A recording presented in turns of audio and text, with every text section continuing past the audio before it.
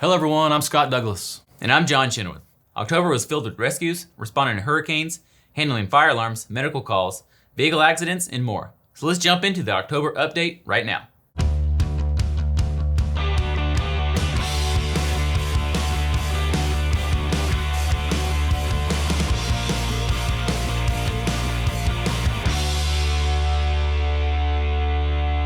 Let's begin by checking in with Oklahoma Task Force 1 leader and Oklahoma City Fire Battalion Chief Brad Smith for the latest on the hurricane response efforts. Brad Smith, Task Force Leader, Oklahoma Task Force 1.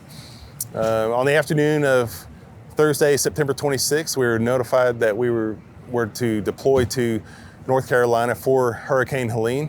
About mid-morning on the 27th, on I-40, had to turn around from Asheville because I-40 was already flooded. So we turned around and back into Tennessee. At that point, we're notified by some bystanders that there were people trapped in their houses in pretty significant floodwater. When that happened, our guys jumped into action. We were able to rescue 4 people, 3 canines during that time, but had to stay the night in that area because there were 2 bridges washed out and the road that we were taking into North Carolina was washed out. So stayed the night there in a Dollar General parking lot, and the next morning, we're fortunate enough to get handwritten directions from a Tennessee state trooper and got us into North Carolina. From that point, we were assigned to Madison County, where we stayed for a couple of days, just doing damage assessments, primary searches for the missing, and then we're relocated for the remainder of our 2 weeks there in Mitchell County, operating on the North Toe River and the Nolichucky River, looking for the missing. The last couple of days we were in North Carolina, we got word that Hurricane Milton had developed and was heading for Florida again. They had just dealt with Helene, obviously. So a whole another team responded from Oklahoma City. We met them in Little Rock, Arkansas, exchanged some equipment, and then they continued down and were told to stage in South Georgia, where they remained for 3 days, waiting to get the go-ahead to proceed into Florida. And fortunately, Milton didn't pan out as they were expecting, so the team returned home after 3 days in staging. A big thank you to Chief Smith and the entire team for their hard work in assisting with the hurricane aftermath. John, you collected the response numbers for October. What'd you find out? Firefighters responded to 8,371 emergency calls in October. While most calls continue to be medical in nature, we like to highlight a few specific categories. 321 grass and trash fires, over 600 vehicle accidents, 63 vehicle fires, 665 auto alarms, 55 downed power lines, and 66 structure fires. Now let's talk about a couple of these October structure fires, starting with one on October 14th, where firefighters battled a 2-story house fire. Let's check in with Chief Chappell for details. My name is Jeff Chappell. I'm the battalion chief for District 604, northwest side of the city. And on October 14th at about 3 o'clock in the afternoon, 3:15, I was the incident commander on a residential structure fire. When we first got on scene, we had a lot of dark smoke boiling out of the first floor eaves and soffits, and then also on the second floor. Engine 10 initially made a fire attack. I set up command, did a 360, and from there we went to fighting the fire. We assigned crews to search, we assigned a backup line, and then it appeared that the majority of the fire was going to be in the attic, so we immediately went to ventilation, and they cut 2 4x4 holes. During the fire, we were having a lot of trouble finding the fire.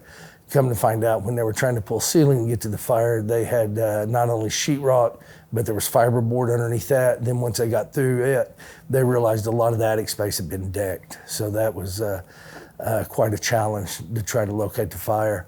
I'd gotten together with one of the station officers, a crew officer, and we had put together our game plan. And as they were entering the house, that's when we had the smoke explosion. And we still had 2 people or 2 crews on the second floor. We pulled everybody out. There were no injuries. It was a loud, violent explosion, and we had a heavy amount of smoke exit from the ceiling space over the front porch where we had pulled that.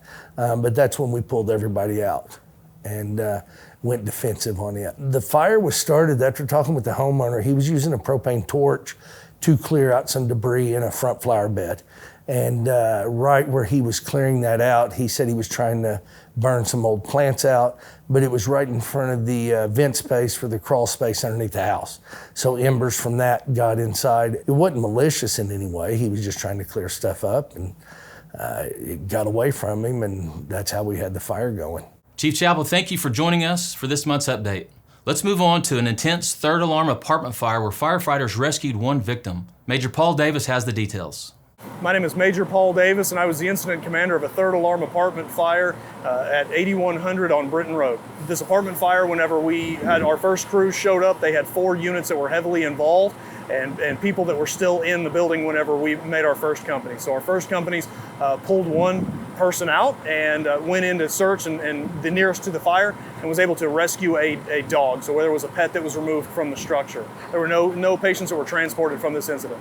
With that and quick thinking crews that were able to bring lines in, we were able to stop this fire, made an excellent stop, and stopped 4 additional units on the second story from getting involved. We know from witnesses that this started on the exterior of the structure, started on a balcony. We see balcony fires quite often, and where this really poses a threat is in high wind days like today.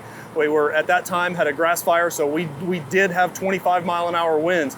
So on apartment complexes, if it starts on the outside, it'll pull right into the attic, and that was what happened. It immediately went from the outside of the structure into the attic, and with a common attic as this one, it was fire heavily over 4 units before we could even get anybody on scene. So there's a total of 16 units in this building, 4 of which were heavily damaged from the fire being immediately overhead. The other on the second story had some fire damage, a little bit of water damage, and all of the downstairs had water damage. So there was some sort of damage in all 16 units. Fire investigators traced the origin of the blaze to a second-story apartment balcony where a candle was burning before the fire. However, a determination of the fire's cause has not yet been made. Thank you to the firefighters that contained and extinguished this massive apartment fire. Speaking of fire investigations, let's look at the cause determination data from October. Our fire investigation team conducted 36 investigations, which included 1 juvenile being referred to the Youth Fire Setter Intervention Program and 3 arson cases being forwarded to the district attorney's office. Of the investigations, 10 resulted in termination of accidental causes, while 10 classified as incendiary, with 8 cases meeting the criteria for arson. 16 fires remain undetermined.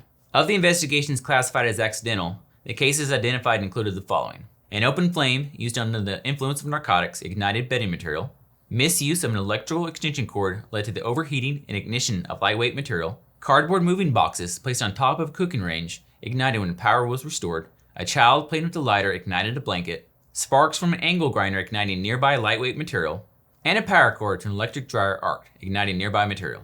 The Oklahoma City Fire Transport Service responded to 1,420 calls and transported 780 patients. These numbers reflect the operation of 2 fully operational ambulances and 1 ambulance operating 12 hours per day. If you're looking for an exciting paramedic opportunity, we would love to have you join our team. Please check out our recent social media post for the paramedic application link. During the week of October 14th through the 19th, firefighters hit the streets to feel the boot for the Muscular Dystrophy Association. This annual fundraising event raises awareness and support for individuals and families affected by muscular dystrophy.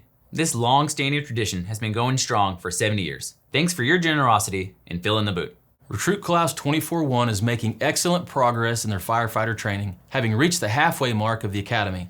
The recruits are fully engaged in rigorous training exercises, owning their skills and knowledge in preparation for graduation day in January. Their dedication and hard work are shaping them into capable firefighters ready to serve the community. In addition to the Fire Academy, the Oklahoma City Fire Training Center also hosted Camp Inferno in early October.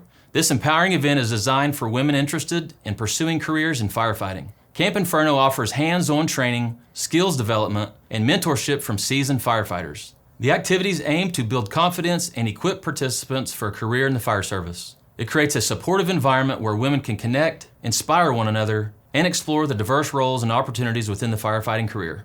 As Fire Prevention Month ends, we want to thank everyone for their commitment to fire safety. This month, we emphasize the importance of awareness, education, and prevention to protect our homes and loved ones. Remember to regularly check smoke alarms, create escape plans, and practice fire drills. Let's carry these lessons forward throughout the year to ensure a safer community for all. Thank you for being proactive and keeping fire safety a priority.